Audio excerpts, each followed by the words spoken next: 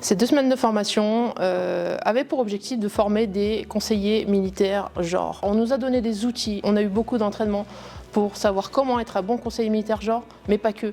Ça va bien au-delà. On nous a appris déjà à travailler ensemble, à comprendre l'autre, à prendre en compte la vision de l'autre. Ça sera très important au quotidien et on pourra le mettre en œuvre dans tous les domaines. Je vais pouvoir mettre en œuvre ces outils, les adapter à ma mission. Et peut-être que ça donnera une perspective complètement différente à la façon d'envisager le soutien des opérations.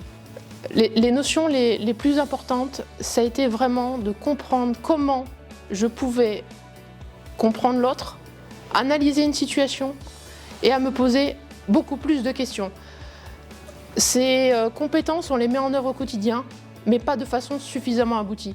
J'ai été extrêmement ravie de participer à ce stage extrêmement enrichissant et je recommande vraiment à la France de continuer à envoyer du personnel pour se former, des hommes et des femmes, il faut les deux.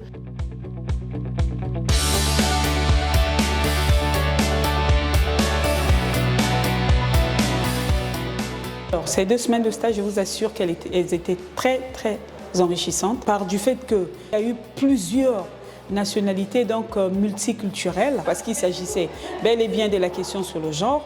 Il y a des diversités dans chaque pays. Le rôle du CMG dans un théâtre d'opération, elle est la première conseillère du commandant des forces en matière de genre. Nous avons désormais, étant conseiller militaire genre, le devoir de promouvoir l'émancipation, l'évolution de la femme, des enfants.